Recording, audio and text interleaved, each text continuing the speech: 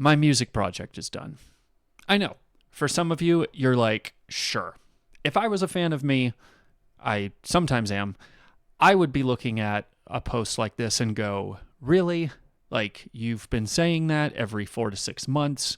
You drop a single here and there. You drop a snippet here and there. How do we know that any of this is actually happening?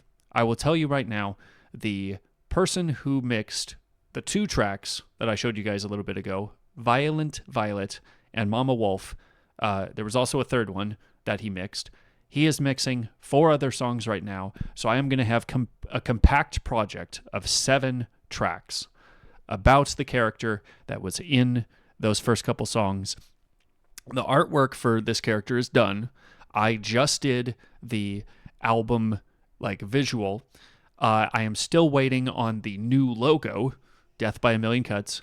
Hopefully that should be done any day now. I don't know where the guy's at with that.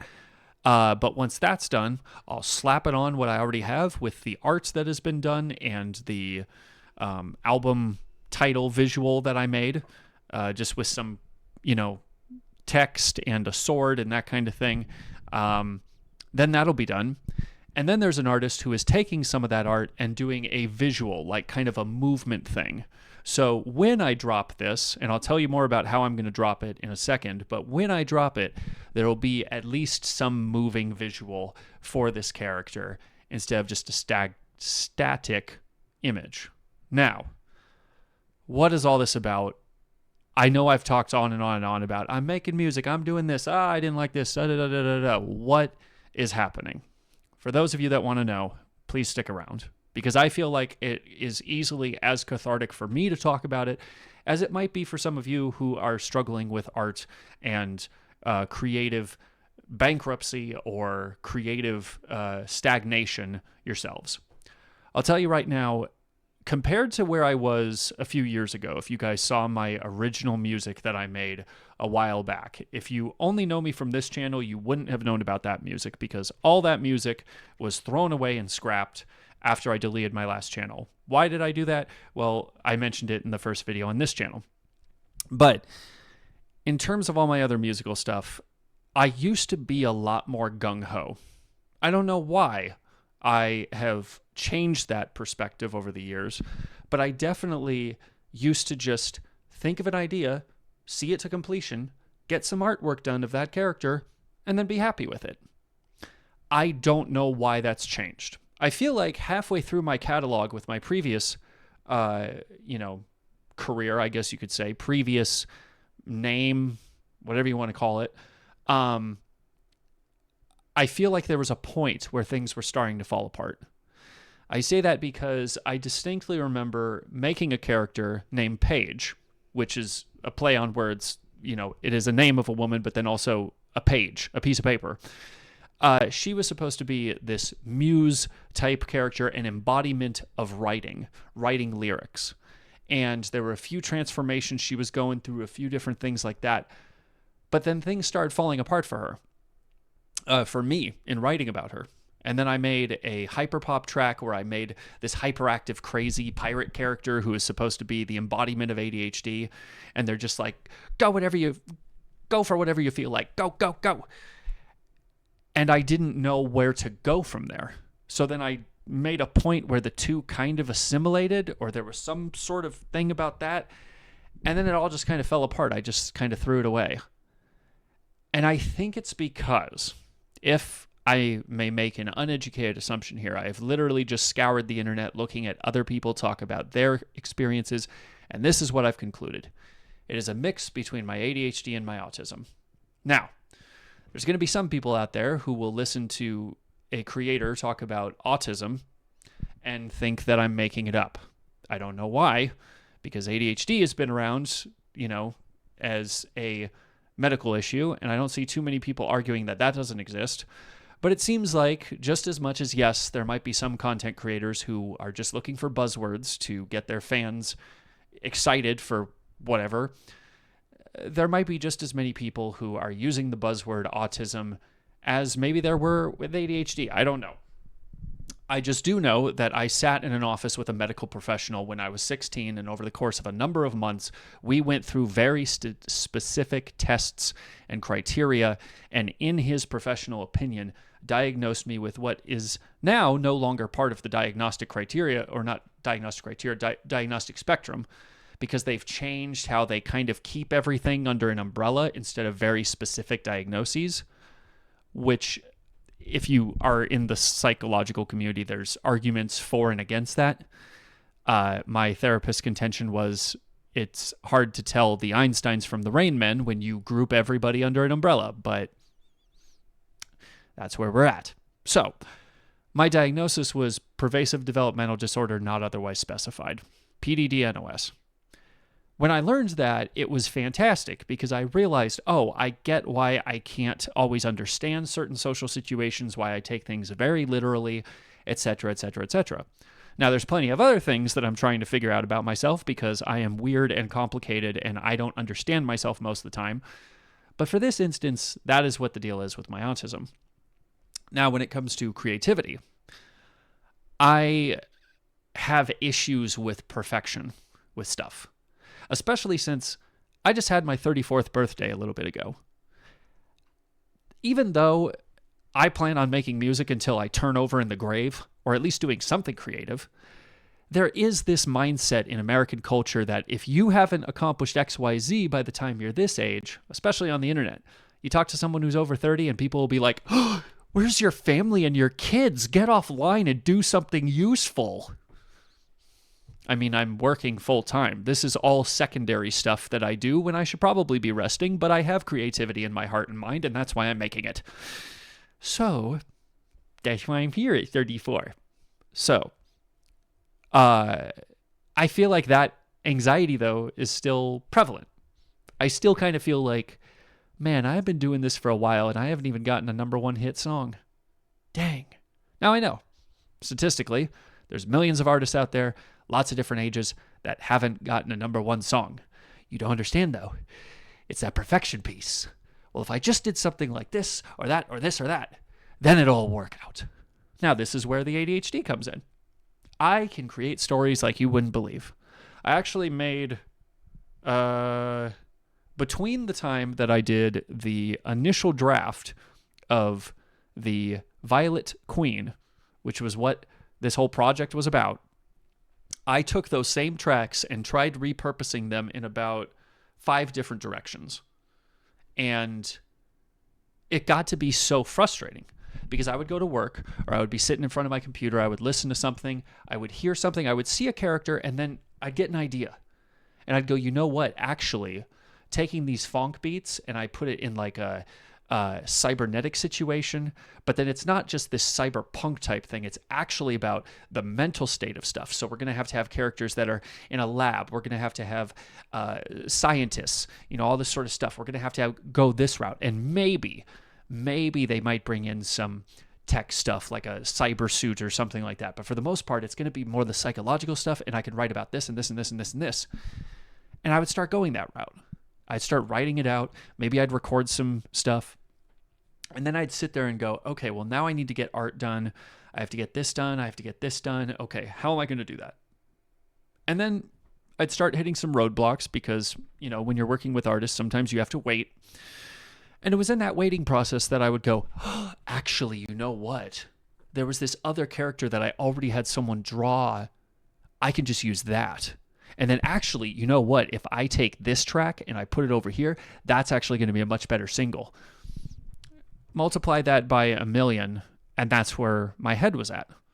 I kept finding a spark of inspiration, and I would just go along with it, and then something wouldn't feel right about it, and it would fall apart. Now, sometimes that wouldn't cost any money or time or me recording stuff time in order to figure that out and in order to lose steam for that thing. Other times it would.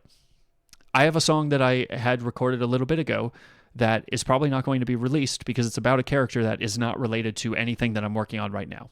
I just had a random idea of like, I'm going to make a character based on a personality type that I don't understand. The brat character.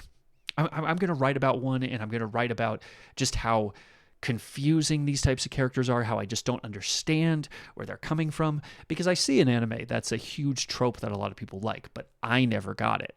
So I'm just going to write about that. Yeah, and I'll get some art done and all that other stuff, and thank God for some artists that are willing to just, backpedal. Because for that exact artist, I had him draw up some stuff for that particular character, the Brat character, and then I sat there and I was like, what the heck am I doing? So then I went back to something else and I said, hey, I'm so sorry. Is it okay if we just stop that project and go back to something else?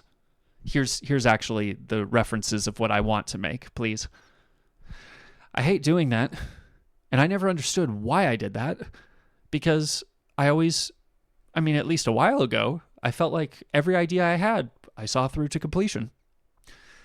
But I realized that psychologically, it's a few different things. The ADHD side, you're gonna get inspiration. You're gonna be creative.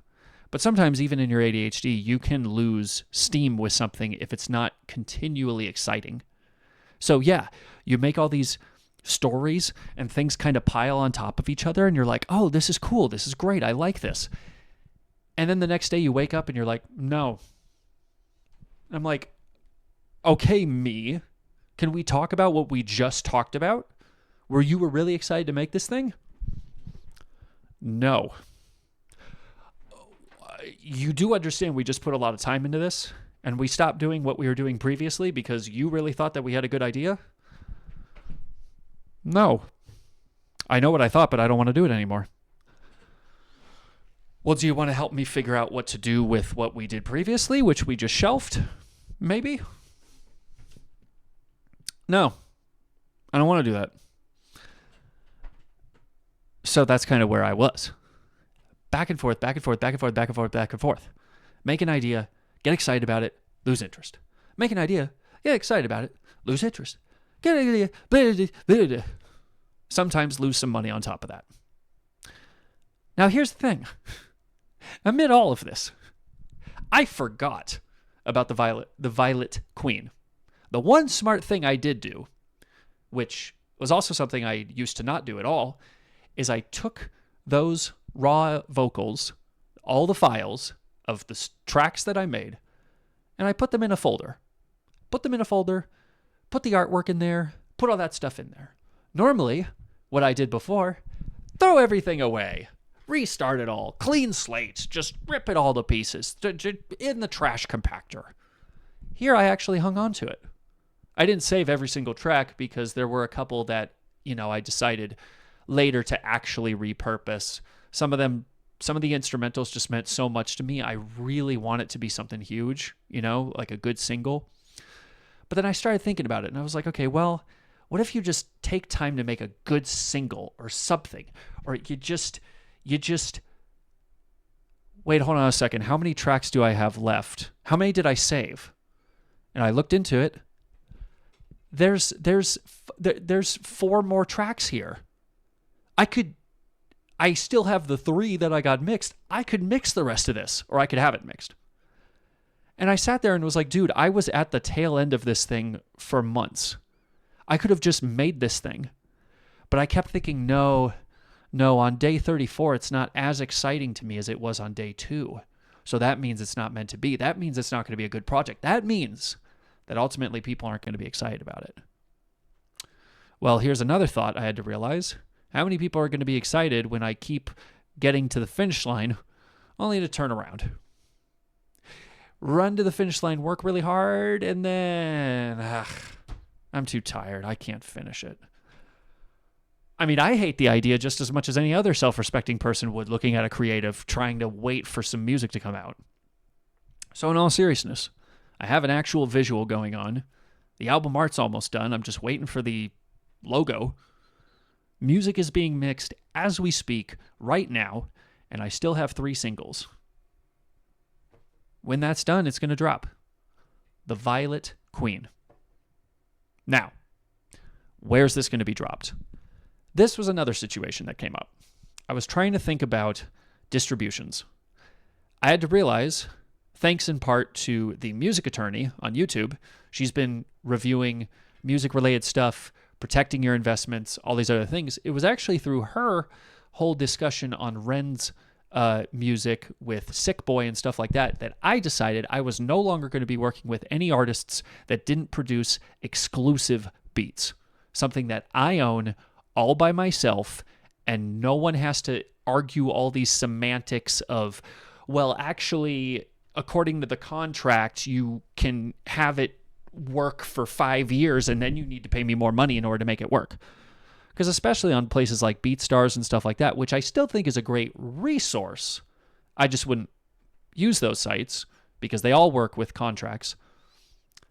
Sure, if you buy a very basic lease for a beat that allows you normally 5 years of use and then also up to 1,000 streams.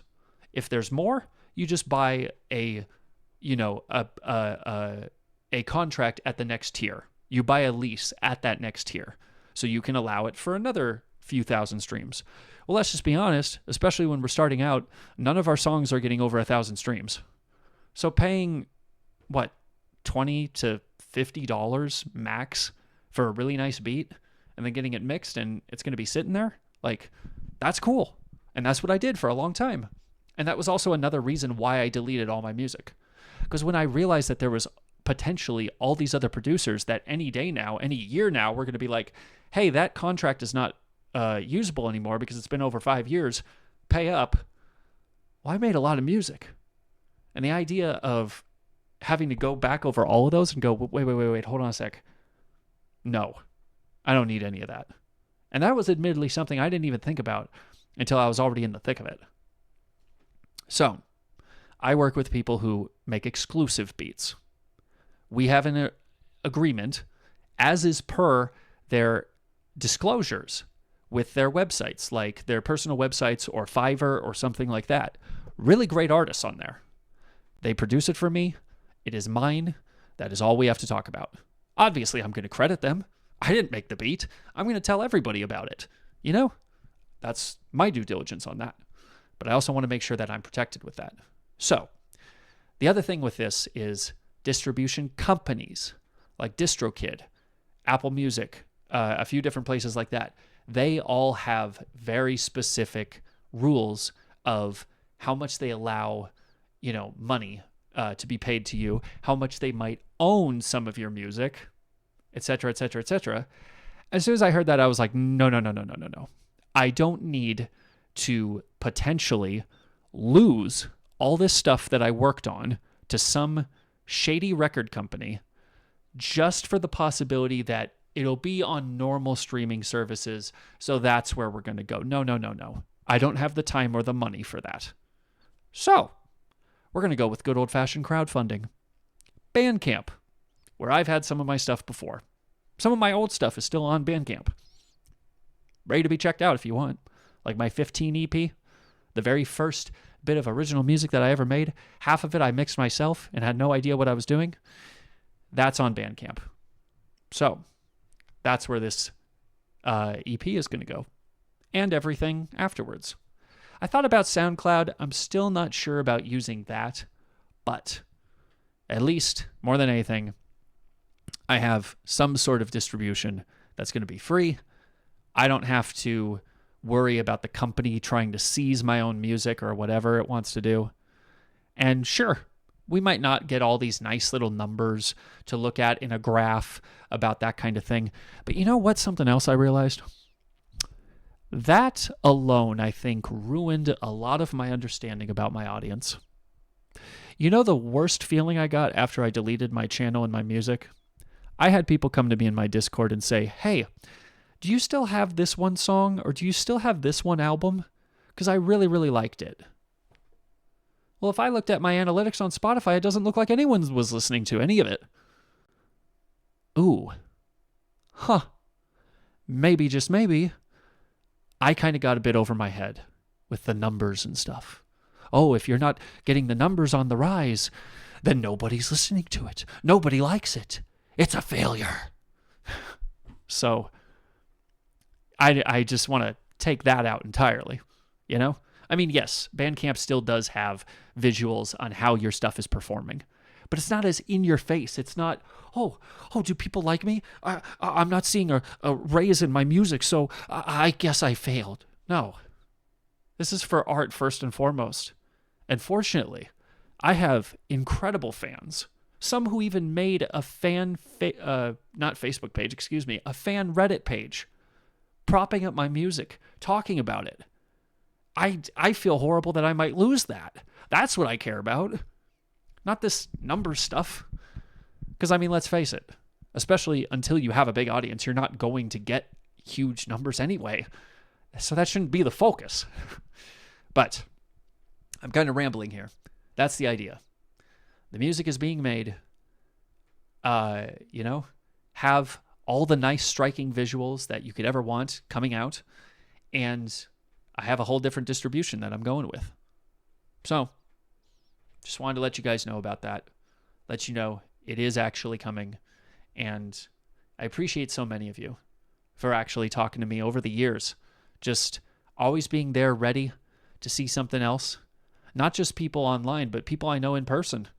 There's a few of you that I didn't even know knew that I existed, or at least in the music space, on the YouTube space. And then people asking me, oh, you said you had an album coming out? You knew about that? Oh. So, it is. When exactly? No idea. But you will be the first to know when it is out. I would assume not in 2 or 3 years, or even 2 to 3 months. That's all I'm going to say. But I appreciate you guys for sticking around. And yeah, you know what the funniest part of this whole thing was? Me going back and forth, back and forth, back and forth, back and forth. And then I thought, okay, well, maybe I could just put out the music that I have as an EP. You know what happened as soon as I thought of that? Okay, cool. What are we going to do next? My whole brain chilled out. And I sat there like, okay, I'm happy you're chill, but what was all that? What was all that? You going crazy and back and forth and you just can't decide what you want to do. And then as soon as I say, well, hey, I have 7 songs here. Why don't I just put it out as an EP? Instead of going, well, that's not enough. We need more. Or maybe we should do this. My brain just went, cool. I still don't know what the heck that means, but that's apparently what can happen sometimes when you have all this back and forth and then your brain just gets satiated, I guess. But anyway, The Violet Queen, EP, 7 songs, going to be coming out. Hope you guys enjoy it. And that's all I got to say about that. See you guys next time.